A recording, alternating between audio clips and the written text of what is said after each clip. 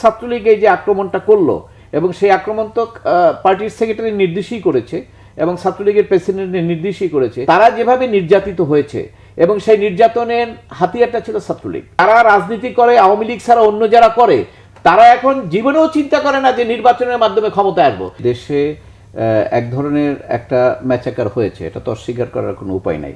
তো ম্যাচাকারটা কেন হলো? এটা তো গত বছর হয়নি, এবছর ম্যাচাকারটা কেন হলো? তো এই রিজনটা যদি আপনি না খোঁজেন, গোড়ায় যদি আপনি না যান, তাহলে কিন্তু এটা ভবিষ্যতের জন্য এটা সমাধান হবে না।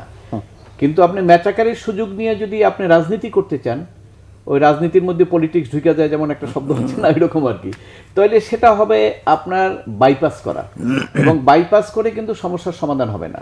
স্যার যেটা বললেন যে এই যে ওয়ান ম্যান শো, গণতন্ত্রের কথা বললেন, গণতন্ত্রের দুর্বলতা, আপনি মনে করেন আন্দোলন তো দুটো জায়গা, একটা হলো ছাত্রদের সম্পৃক্ততা আর একটা হলো সাধারণ মানুষ, মানে পলিটিক্যাল পার্টি।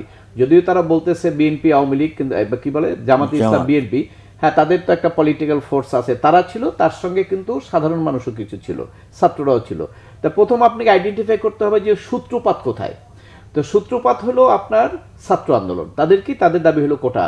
তো এই কোটা নিয়ে তো অনেক কথাবার্তা হয়েছে এবং সেখানে তারা 5 দিন পর্যন্ত তারা একদম, ইভেন কি ঢাকা বিশ্ববিদ্যালয়ের মতো জায়গায় ছাত্রলীগও কোনো ডিস্টার্ব করে নাই। তো এই 5 দিনের পরে যখন প্রথম আমি দেখলাম যে একজন মন্ত্রীর পক্ষ থেকে একটু নেগেটিভ কথা আসলো, এরপরে কিন্তু সিচুয়েশন ঘুরে যাচ্ছিল। এবং এরপরে কিন্তু মাননীয় প্রধানমন্ত্রী চীন থেকে আসার পরে যখন একজন সাংবাদিক একটা লিডিং কোশ্চেন করলেন, প্রশ্নটাই এমন ছিল যে একটা মানে এমন ধরনের একটা উত্তর আসবে যে উত্তরের মধ্যে একটা বিতর্ক সৃষ্টি হবে, এবং সেটাই হয়েছে। এবং সেই প্রশ্নের উত্তরে গিয়ে প্রধানমন্ত্রী যেটা বলেছেন সেটি, এবং ওবায়দুল কাদের সাহেব যেটা বলেছেন, সব কিছু মিলে কিন্তু একটা জটিল পরিস্থিতি হয়েছে, একটা ইমোশন ক্রিয়েট হয়েছে, ছাত্রদের মধ্যে একটা ইমোশনাল চলে আসছে। এবং এই জায়গায় আপনার প্রথম যেদিন অনুষ্ঠানটা মানে প্রোগ্রামটা ছিল, সেখানে ধরেন 3টা পর্যন্ত ছিল হলো আপনার সাধারণ ছাত্রদের প্রোগ্রাম, ছাত্রলীগ দিয়েছে 4টায়। তো 3টার প্রোগ্রাম 4টা পর্যন্ত কিন্তু লিঙ্গার করতে পারে। তো ওই সময় কিন্তু পুলিশ এসে মাঝখানে দাঁড়ানো উচিত ছিল, আমরা কিন্তু পুলিশ দেখি নাই ওদিন, এবং যার ফলে কিন্তু ছাত্রলীগ এই যে আক্রমণটা করলো, এবং সেই আক্রমণ তো পার্টির সেক্রেটারি নির্দেশই করেছে এবং ছাত্রলীগের প্রেসিডেন্টের নির্দেশই করেছে। এর সঙ্গে আরও একটা নির্দেশ আছে, সেটা আপনারা দেখেছেন কিনা জানি না, কারণ আমি সজাগ ছিলাম। রাত্র 1:30টার সময় হঠাৎ করে দেখি টিএসসিতে একজন মন্ত্রী ছাত্রলীগের সঙ্গে মিটিং করতেছেন, তারও তো দায় আছে, সেও তো নির্দেশ দিয়েছেন।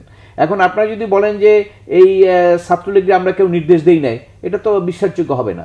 আর ছাত্রলীগ তো এটা তো ছাত্র, তা আপনি যেহেতু তাদেরকে নির্দেশ দিলেন এরকম একটা আক্রমণ করা, এবং সেই আক্রমণ করলো, আক্রমণ করার পরে তো সিচুয়েশনটা অনেক ডেটোরেট করে ফেললো। এর আগে তো সিচুয়েশন এরকম ছিল না। তা আপনি এই আক্রমণ করে যেভাবে বন্ধ করতে চাইলেন, আপনি বক্তৃতায় বললেন যে ছাত্রলীগই যথেষ্ট। তো এই জিনিসটা আপনারা বুঝতে পারেন না, যেটা বিএনপির মতো রাজনৈতিক দলের আন্দোলন হইলে আপনি বলতেন আওয়ামী লীগ নামাই দিলেন, পিটে উঠেই দিতেন, কারণ ওটা তো একটা লিমিটেড গ্রুপ, যারা বিএনপি করে তারাই ওখানে কিন্তু সাধারণ কারো সম্পৃক্ততা নাই, এই জন্য আপনি উঠেই দিতে পারেন। কিন্তু এই যে সাধারণ ছাত্ররা, এটা কি শুধু কোটা নিয়েই আসছে?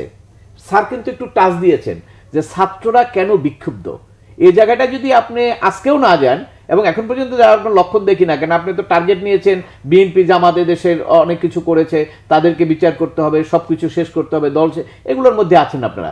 কিন্তু এই যে ছাত্ররা ইউনাইটেড হলো, রিজনটা যদি আপনি না খোঁজেন, তাহলে ঠিক 1 বছর পরে আর একটা ঘটনা ঘটবে এখানে। মানে এই যে এখনকার যে সমস্যাটা, এই সমস্যা যদি টেকসই একটা সমাধান দরকার হয়, সেক্ষেত্রে করণীয় কি? করণীয় তো দুটো জিনিস, একটা হলো ছাত্রদের মুভমেন্টটা কেন হয়েছে, প্রথম কথাটা হলো বিশ্ববিদ্যালয় হবে স্বায়ত্তশাসিত। আপনি ঢাকা, এই যে স্যার যে কথাটা বললেন, ঢাকা বিশ্ববিদ্যালয় সহ বিভিন্ন বিশ্ববিদ্যালয় এমনভাবে আপনি নিয়ম বহির্ভূতভাবে সবকিছু করেছেন, স্যারের মতো লোক সে একটা ভাইস চ্যান্সেলর হইতে পারেন, ওনার চেয়ে যোগ্য লোক আছে ভাইস চ্যান্সেলর মতো? তো ওনাকে তো ভাইস চ্যান্সেলর করা হয় নাই। যে সমস্ত লোকজন ভাইস চ্যান্সেলর করেছেন, তারা তো স্যার বললেন যে ছাত্রলীগের ক্লিনক হিসেবে তারা কাজ করেছেন, মানে ছাত্রলীগ যেটা বলবে সেইটাই তারা করেছেন। এবং এই কাজ করে করে আপনার নিয়োগ থেকে শুরু করে, আপনি জানেন যে গত 10 বছরে ঢাকা বিশ্ববিদ্যালয় ফার্স্ট অনেকে নিয়োগ পায় নাই, এবং সেখানে পিছন থেকে 25 নম্বরও নিয়োগ পাইছে, অমুকের ছেলে অমুকের মেয়ে, এইভাবে। তো এগুলো তো ছাত্ররা দেখে থাকে, তারা মনে করছে আমাদের কোনো ভবিষ্যৎ নাই, আমি ফার্স্ট হবো, আমি তো নিয়োগ পাবো কিনা আমি জানি না, আমার তো মামা খালু নাই। তো এগুলো তাদের মধ্যে একটা ক্ষোভ সৃষ্টি হয়েছে না, এবং সবকিছু মিলে তারা দেখেছে যে তারা তো অত্যাচারিত হয়েছে। হলগুলোতে আপনি জানেন, আমার কাছে ছাত্ররা আসতো, রিড করার জন্য বিভিন্ন সময় আমার সঙ্গে, আমি সব কথাগুলো তো আমি বলবো না, যেহেতু ক্লায়েন্ট এসছে আমাদের কাছে, কিছু কনফিডেন্সিয়াল ব্যাপার, আমি বলছি রিড হবে না, যেহেতু এটা বিশ্ববিদ্যালয়ের ব্যাপার, নিজস্ব ব্যাপার, অনেকগুলো ঘটনা আমরা জানি। তারা যেভাবে নির্যাতিত হয়েছে এবং সেই নির্যাতনের হাতিয়ারটা ছিল ছাত্রলীগ, এবং এই কারণে আপনার সমস্ত ছাত্ররা ইউনাইটেড হয়ে ছাত্রলীগের উপরে ক্ষোভে ফেটে পড়েছে। নাহলে ছাত্রলীগের মতো একটা সংগঠন, সেটা কি সম্ভব বলেন এই মুহূর্তে? আমরা আগে দেখেছি, আমরা যখন ছাত্র তখনও কিন্তু এক হল থেকে ছাত্রলীগ আউট হয়ে গেছে, অথবা জাতীয় ছাত্র সমাজ আউট হয়েছে, তখন তো এরশাদের দল ছিল, কিন্তু সমস্ত হলগুলোতে সবাই আউট হয়ে গেছে, এরকম কোনো সিচুয়েশন কখনো ছিল না। কিন্তু সেই সিচুয়েশন হয়েছে, কেন হয়েছে?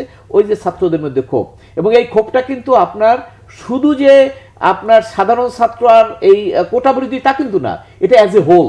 কারণ আপনার যখন একটা অন্যায় হয়, সে অন্যায়ের প্রতিকারের জন্য সবাই এগিয়ে আসে, এবং অন্যায়ের যে প্রতিক্রিয়া সেটা প্রত্যেকের উপরে পড়ে, এবং সেই কারণে ওই জায়গাটায়, সেটা হলো ছাত্রর জায়গা বললাম। রাজনীতির জায়গা, আপনার রাজনীতির জায়গায় ক্ষোভ, আপনি কি মনে করেন যে এমনিতেই মানুষ ক্ষোভ ছাড়াই হয়? আপনি তো রাজনীতির জায়গাটা এমন একটা পয়েন্ট অফ নো অর্ডারে নিয়ে গেছেন যে যারা রাজনীতি করে, আওয়ামী লীগ ছাড়া অন্য যারা করে, তারা এখন জীবনেও চিন্তা করে না যে নির্বাচনের মাধ্যমে ক্ষমতায় আসবো। তারা মনে করে যে স্যার কি করবো, আমি সব ভাগ্য ছিল, আমি নিজে মরে যাই। তাদের টেন্ডেন্সি কিন্তু এরকম হয়ে গেছে। এটা কিন্তু আপনাকে দেখতে হবে।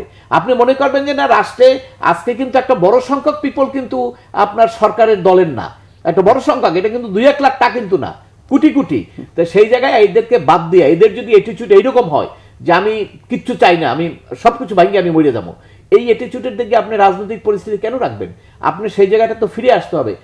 ফিরেটা আসাটা কি, সবাই তো চায় একটা সুষ্ঠু নির্বাচন, আপনি সেই গণতন্ত্রের প্রক্রিয়াটা ফিরে আনতে হবে, এবং সেই কনফিডেন্স যদি আপনি রাজনৈতিক দলের মধ্যে দেন, এ সব থেমে যাবে। জি, আমরা আপনি এক সেকেন্ড, আপনি যখন অনেক আগুন লাগে তখন দেখেন না, পানি দিলে আগুনটা কমে যায়। তা আপনাকে তো পানি দেওয়ার ব্যবস্থা করতে হবে, নাইলে তো আগুন জ্বলতেই থাকবে। আপনি পানি দেওয়ার ব্যবস্থাটা হলো, আপনি বলেন যে আমরা আইনের শাসন এবং গণতান্ত্রিক পদ্ধতি এস্টাবলিশ করবো এই দেশে। এটা তো বঙ্গবন্ধুর কথা, এটা তো আপনি তো বঙ্গবন্ধুর আওয়ামী লীগ, এটা বঙ্গবন্ধুর আওয়ামী লীগ কি আজকে আছে? বঙ্গবন্ধুর আওয়ামী লীগ আছে, স্যার বলতে পারবেন, স্যার বলবে যে এটা উত্তর দিবে আছে কিনা বলেন। আমি তো মনে করি যে বঙ্গবন্ধুর আওয়ামী লীগ এখন নাই। বঙ্গবন্ধুর আওয়ামী লীগ থাকলে এই যে গণতন্ত্র থেকে বিচ্যুতি, আইনের শাসন থেকে বিচ্যুতি, এটা হতে পারতো না, এটা হওয়ার সম্ভব না।